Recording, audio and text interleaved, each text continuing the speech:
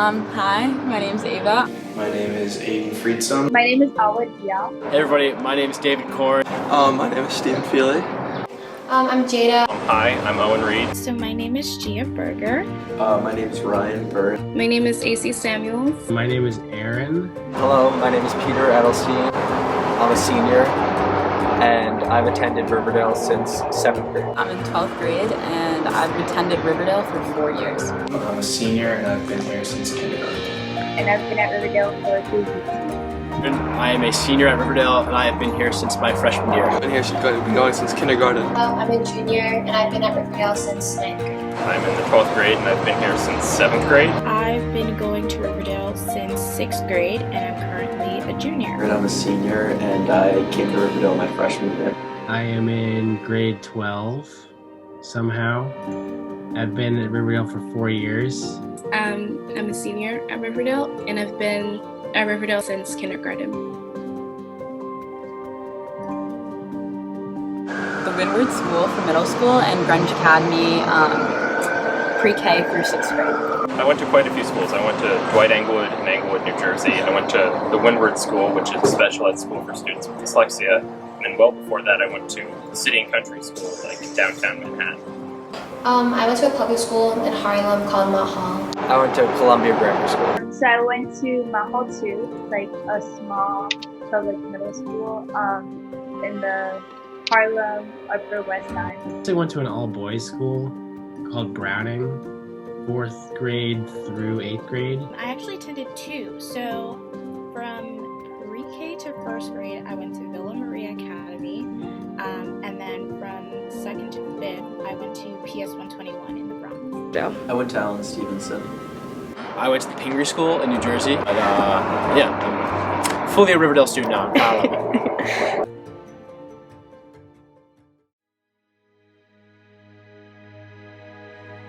Intellectually stimulating. Work. Challenging. Challenging. Adventurous. Adventurous. Competition. Rewarding. Rewarding. Exciting. Maybe perseverance. Self-discovery. Fun. It's been fun. Fun. Friends. Collaborative. Enjoyable. Scary. Identifier. Confusion. Hard. Vigorous. I'd say try. It's been stressful. Transformational. Communal. Growth. Ever-changing. Meaningful.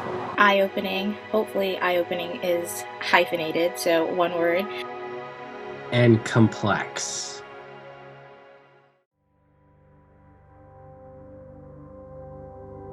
Adventurous. I've taken a lot of trips with global studies and I've also really been pushed by my teachers to try new things, and that's been really awesome for my growth. Eye-opening because I definitely have learned more things that I don't think I would have learned at my old school, or if I went to like my district middle school or district high school. I can tell you for a fact, I never knew that bar and bat mitzvahs existed before coming to Riverdale. So learning a part of like that Jewish culture, which I definitely, even though is very accepted in New York, I like anti-Semitism is still real very much everywhere else around the country. So being in a community where you actually learn firsthand rather than, I guess, hearing from the media or kind of like outside sources, that was very much eye-opening. It's because I think I've changed a lot since I've been at Riverdale. I think for better because it's opened me to a lot of new perspectives, but I also think freshman year was a really hard time for me in terms of transitioning from like a public school that was like all people of color to a school that's like very little people of color. And I think perseverance, just because I think like in spite of that, I'm still here. I think I'm doing pretty well junior year, so. Intellectually stimulating part, the teachers here are second to none. Courses like Constructing America, Constitutional Law, it's really expanded my brain. It's shown me so many new perspectives. It's taught me a lot, and I feel like I've grown so much as a learner and also as a person. Exciting. I would say that because there's just a lot of new opportunities, and it was really thrilling to be in this environment for my high school years. Collaborative. Collaborative just because I really learned how to work with my peers. That was one of the keys through getting through high school. forming relationships to help me in the classroom, on the sports fields, and then just building lifelong relationships. It was definitely challenging, like as a transition to a new environment, like completely different environment. And the first couple months were definitely really rough, and every now and then it's still like kind of hard to get through. Well, for me, originally being a New Jersey person, I think coming into an environment like Riverdale, being so close to New York City, having so many people from New York, it's definitely something new for me personally. And then identifier, because I think a lot of the time, I've been at Riverdale for so long now that, and this is something that has come up for me as like someone who's starting like the college process as well. I'm kind of like thinking about if I want to go to an HBCU versus like a PWI. I think for me, Riverdale has become an identifier in the fact that I don't necessarily think that I would fit in per se at a HBCU, in the sense that I've acclimated myself so much to a PWI that I feel like going to an HBCU wouldn't necessarily make me a fraud, but I feel like I would have to retransition, redo all of that all over again just to feel any semblance of like I've hit it in the Black community. So I think Riverdale and PWI in general has become a big part of my identifier.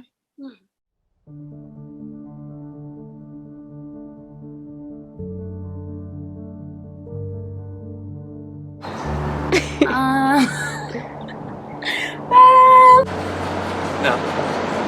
I definitely think that they try hard to do so. I think they try to.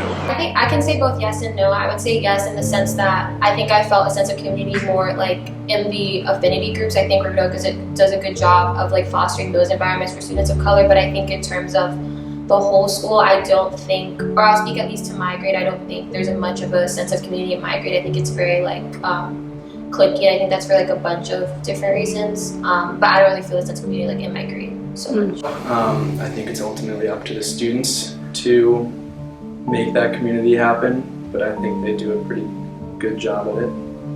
Unfortunately, I think community is a facet of Riverdale, but I do think it's an optional facet. Like, it's really your choice if you want to attend certain cultural events, if you want to be engaged with parts of the community, but I don't think Riverdale really requires that of its students. So I think yes and no to some extent. And I think they do manage to succeed in like helping people like find friend groups, but I don't know that I naturally believe Riverdale's fostering. Well, I think they're trying their best to foster community for all people who belong to. I don't know that it always works, and I think a lot of the times when they try to like force community upon people kind of are cynical and don't really follow suit. But I think they do try their best to foster a sense of community among all students. I think especially in New York and a lot of like liberal politics, which the school has adopted, or I believe it's adopted. I think most people would agree with me on that. There's been a certain set focus on identity, right? This is your experience. This is what makes you different, right? And I think when you do that, you completely ostracize two groups of people. So if you're constantly telling one group of people that they're different from the other, they're more likely to be bound to another group of people.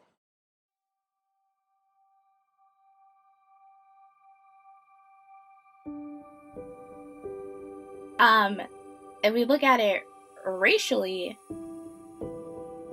upper school wise, no. And I do think that Riverdale is aware, and they are trying to actively bring more students of color into the community and access to the same resources, and I definitely think that's being portrayed in the lower school, and if you look at like classes and that diversity. So they tell us that it's like 60% or 40% minority. It's hard for me to say. From my experiences, it feels somewhat diverse. I wouldn't say it's the most diverse place or school I've been to, but private school, it's hard to say. I wouldn't say that Riverdale is that diverse, well, racially in my experience, it hasn't been because it's majority white. I would say even ideologically, like the way students think, is not super diverse either. And I think that's just because obviously a lot of students don't come from different backgrounds, so it's hard to get diverse opinions as well. I know for the longest time, the 3 years of middle school, I was one of 2 Black people in the grade, and now I may be one of, I want to say, 5 Black people specifically, and I've coped with that a lot of the time coming through here, and I think that I love all of my friends, and the friends that I've made so far have been nothing but great. But I think in the back of your mind, you always think about how different would it be if there were more students of color, and so that's on the racial front. So on that side, no. I think that from what I've heard, I don't think our grade is fairly diverse, but from what I've heard, it sounds like they're working hard to make the lower school more diverse, so that will flow through up to high school eventually.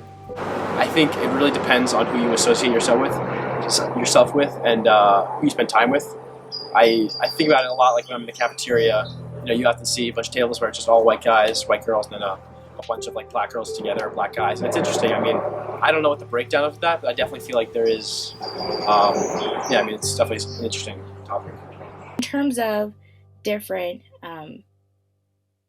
ethnicities, socioeconomic classes, and things of that nature, I think yes. I think Riverdale has so many different affinity spaces, and even though it's hard to advocate for those spaces, they are there and it is being offered. So I really think it would be better if a lot of people knew about it. But from that standpoint, yes. And then in addition to all the different clubs and access, I really do think that on that front, Riverdale is very diverse in giving their students a lot of options.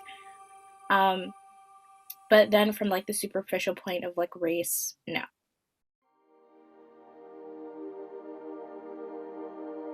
I'm not.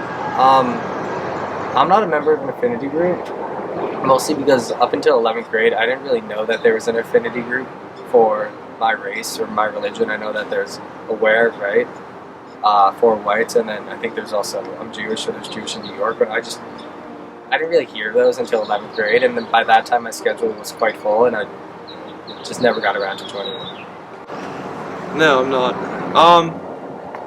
I do think in a school, even though, as I said, I'm not really a fan of identity politics, I think an affinity program is important though, especially if you went to a school. Let's say you went to a school where everyone looked like you. You go to a school no one looks like you. I think that would definitely be trying for students. I've never experienced it, but I know kids who have. Right? Some of my closest friends are Black, white, Latino, kids of different experiences. I'm actually a co-leader of the Black Student Alliance at Riverdale. Why? I don't know. I think that has been an opportunity for me to kind of seek more Black people at Riverdale and find a sense of belonging. I think in the BSA space, that's definitely a sense of community that I feel that I most belong in. And I think that for me personally, the affinity space, that's a space where I feel a really strong sense of community at Riverdale, like we were talking about before. I think even when we're having those times with mixed affinity groups, there's still that that thing that we all have in common, that we're seeking to find a space for ourselves at Riverdale. I lead AWARE, and I have been a part of AWARE for 4 years.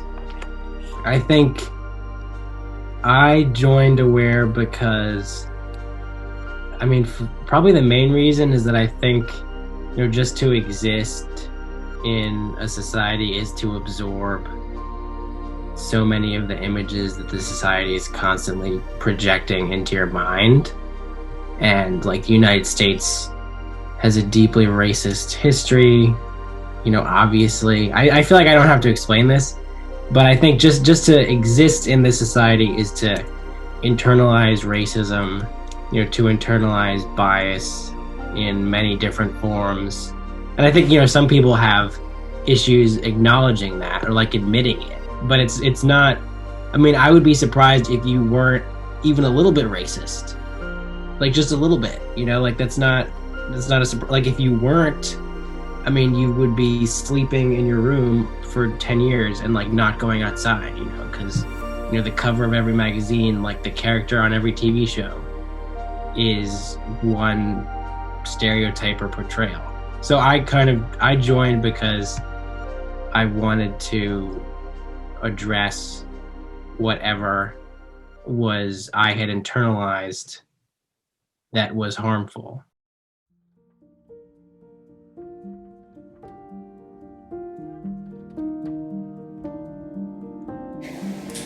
Yeah, I do. It's nearly impossible.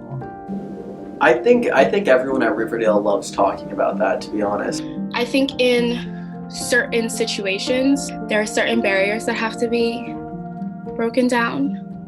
High school students naturally are really busy. Especially if you play a sport or you're part of some extracurricular activity, it's very difficult to suddenly give up, an hour or two of your time. So I don't blame people there. But I think one thing the school could do, which they've been really helpful at, especially for the affinity program, is creating time within your schedule to have those conversations. I think in certain spaces like BSA and stuff like that, we can really, that's a space where we don't have as many boundaries.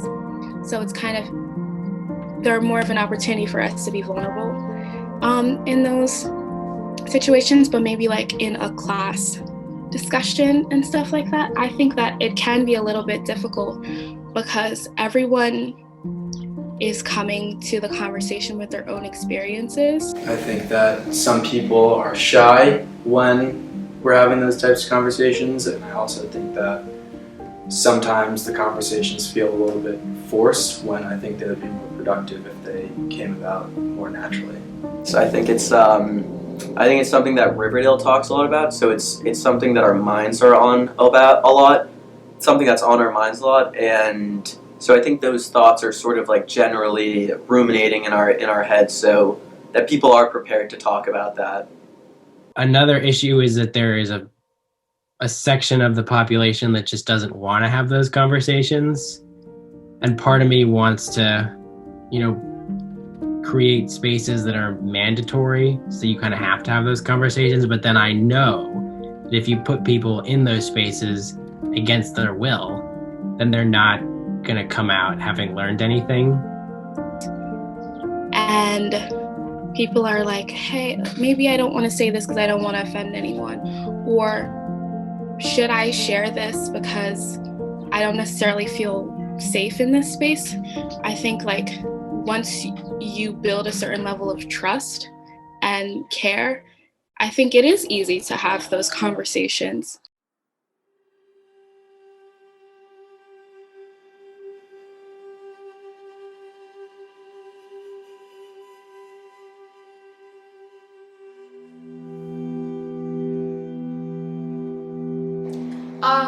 Yeah, I think there is self-segregation, but I think that's more of a result of the environment. I suppose I think that a lot of my friend group, I think a lot of the people that I'm friendly with are people that live near me, so I think that it's not about myself choosing to not be friends with certain types of people, but I think that people live in different places, and that has a lot to do with who I'm friends with. Yes, I would say I am a member of the self-segregating people sometimes. I obviously feel most comfortable, or have felt most comfortable at Riverdale with Black people just because they have a similar experience, and I haven't felt outcasted in that group. So in general, I feel like most people are just, humans in general are tribal. They feel comfortable with people that look like them, that have similar experiences with them. And I think the best way to gauge self discrimination, you said. It's about like taking a look at the cafeteria. And in some grades you can, like, it definitely feels that people kind of sector themselves off based off their own social identifiers. Like, people from the same neighborhoods hang out. But in some cases I feel like that's not always the case. And I feel like, I don't know, like, I oftentimes see friend groups that kind of come from different neighborhoods and are different races, but it definitely happens sometimes. Especially since Riverdale is a school that's K through 12, I think a lot of those like wider friend groups have been like set since middle school, so it's a little harder to kind of blend into those. And so I think that like my friend group is like all people of color, and I think that that's because I enjoy my friends, but also I think it's because it's a more comfortable just environment for me to be in. Like, it's a nature of it being a K through 12 school, but it's even interesting how, like, past middle school, like past 6th grade, you hear about how, like, people have had their people of color friends starting in 6th grade, and the white kids had formed their white friends in their white friend groups in 6th grade, and how, like, a lot of the opportunities for friendships are formed by high school. It's like they might have not known each other before, but they've been through camp, or like their family members know each other, things like that. And that's like a lot of, like, or at least I don't know a lot of my POC friends who have gone to camp, and so that's just like systemic problems that cause it. But I do think students do self-segregate.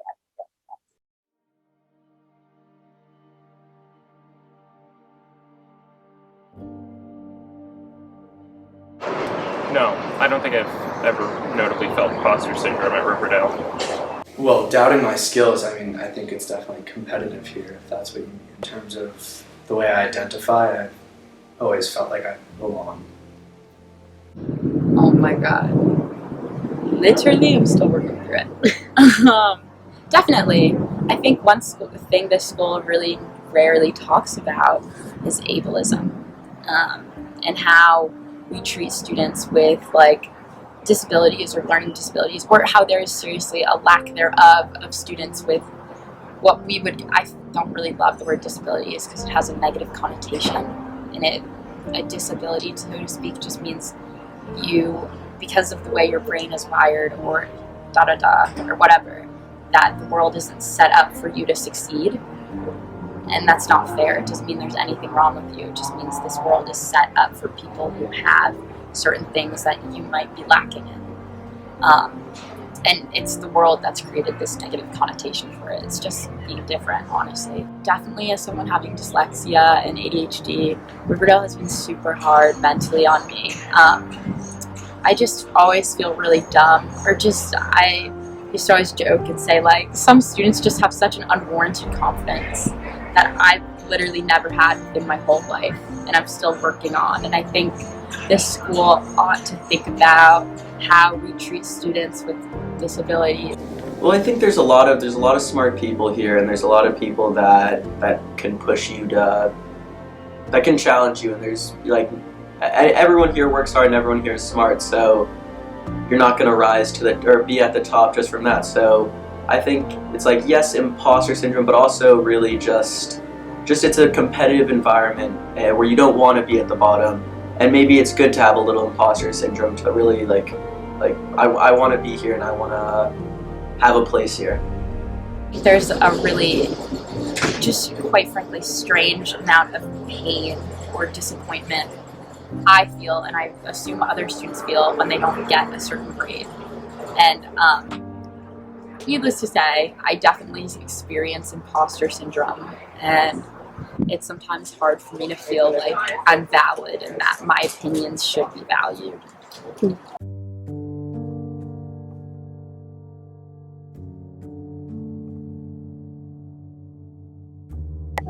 I think Mahal too was definitely, I mean, we had a couple of white folks here and there, like probably more than my elementary school. I've seen more white people than in my elementary school. But Mahal too was like sincerely like racially diverse, and students came from all like backgrounds, like socioeconomic backgrounds as well. And you definitely see yourself a lot more reflected in the students and in the teachers as well. Middle school, I don't want to throw numbers out there, but a large majority of the students looked like me and came from similar socioeconomic backgrounds. And so like I really wasn't kind of exposed to people of different walks of life. And so in 7th grade and especially in 9th grade when all these new people came in, I was like, oh wow, I get to meet all these basically kind of people that I wouldn't necessarily have the chance to meet in middle school, and that was definitely an adjustment period, but it was a good meeting. No, yes, it's definitely two different worlds, like two different planets type of thing. I think that like my middle school was like, it was all Black and Latinx people, and it was also very not politically correct, a lot of problematic things often being said, and like that's not okay, but it's just like, I guess that's just kind of like the public school environment that I knew. And so I don't think that my school prepared me at all for Riverdale. Riverdale was like a real like white shock. Like it was just a lot of. I don't think I've ever I think I've told people this, like I've never seen as many white people as I have in Riverdale. And like I don't know. It was just very. I don't think I was socially prepared at all.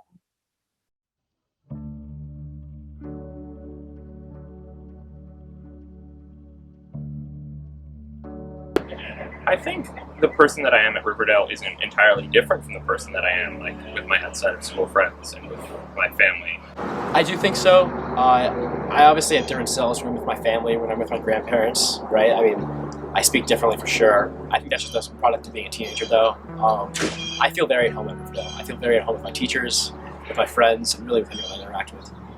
8 out of 10 times because I think that I'm a pretty optimistic person in general, so it's not hard to, I guess, kind of like see me without a smile on my face, but I think in the moments where I'm like mad at either like something personal or whatever, or I feel like I'm just not feeling it today, like coming with that, I feel like in those moments, I can't take this smile. I have to put on the smile in terms of, so I can't be mad, like I can't go to school mad, I can't go to school in the sense of like, I just want to, nobody talk to me today, right now type of vibes, because of the fact of which I feel like I don't want to give into like that angry Black woman, angry Black girl stereotype. It's interesting because I've said that I think that Riverdale helped me become who I like feel like I am, because I feel like in middle school a lot of people said that I was like whitewashed or like called me an Oreo and things like that. And so like at Riverdale I don't necessarily experience that, but even though nobody like tells me I'm like too Black, I kind of feel too Black a lot of the time. So I think I do code switch to compensate for like the way that I feel about like being like one of the only Black people in the classroom or things like that. But I also think in a sense like Riverdale has helped me be more like own who I am more, as opposed to like switching. I don't know, like I switch but I don't. There definitely is like a distinct difference in just how comfortable I feel and the person that I am. I'm definitely a different person in the context of Riverdale, but not entirely so. I guess maybe just a little more serious or focused. Do you think you're less comfortable at Riverdale? Yeah, 100%. Do you think you code switch between different groups of people at Riverdale? I found myself doing that. I found myself code switching more and more. It's a strange feeling. I don't feel at home with it. I definitely don't feel comfortable doing that, but I've definitely found myself code switching. Very select people. I think there's certain people where you just know like the way you talk around them, it's gonna be a little bit weird if you talk the way you talk to other people. But overall, I don't think I do it too much. I do feel like genuinely, like I go to school and I'm like my kind of chillax, kind of like funny, well, I like to think I'm funny, bubbly self. But then there are those moments of like, even when I'm feeling something else, I still have to be that person.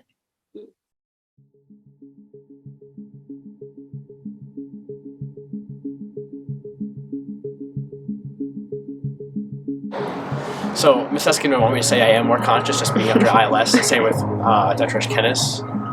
I think just being after high school, I think you're more at ease with yourself. I'm more comfortable with myself. I think part of middle school and high school is being like a little bit jittery and self-conscious, but now I'm definitely confident in myself and confident with who I am. I was talking to my sister the other day about how like she loves herself and how like she doesn't need to date anyone because like she's kind of dating herself. And I definitely feel that like I'm happy dating myself in a way. Like I'm happy to be David McCorn. I'm happy to be living my life. I think so for sure. And I think that like in certain ways,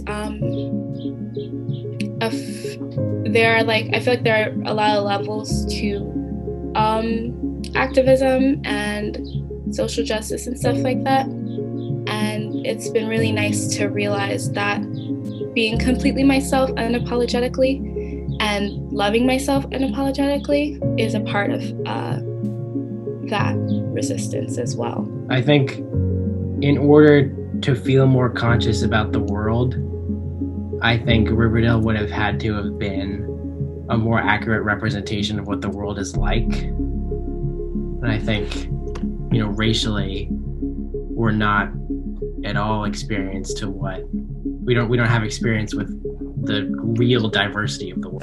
Yeah, I definitely think I will. I think Riverdale has like especially although like Riverdale's a space that makes me like very much aware of my race, that's also helped me grow. I think because in middle school I never really thought about like what it meant to be like a black girl, and I think Riverdale has, in both good and bad ways, has helped me think about that, and I think it's made me more proud and more in touch with my identity. As much as like I've had like some not great experiences at Riverdale, I think that I have a pretty good understanding of what the world is really going to be like, and I'm kind of ready for it. Like I'm going to another PWI for college, so I feel like my experience would have been a lot differently if, let's say, I had went to a mostly black school for high school and kindergarten and stuff like that. I feel like the transition would have been a lot different. And I know that, let's say, if I were to be in like corporate world or, a predominantly white field in terms of what I'm doing as a career, I think Riverdale, it's like, even in the bad ways, Riverdale is still, every part of being at school is like a learning experience, In terms of how Riverdale is prepared for the world, I mean, it's taught me to, read in a introspective manner, take notes. I know a lot about the periodic table. I can tell you where like boron is and how many like neutrons it has. But in terms of like what the world is like, it's a very insular, protected, isolated, and privileged community. And I think for some people, they will exist in those bubbles their whole lives. They'll go from Riverdale to an Ivy League school, to an Ivy League business school, to, a job on Wall Street. And then Riverdale will, in effect, represent the spaces that they've been in their whole lives. But if you really want an accurate depiction of what the world is like, then you'll have to go elsewhere.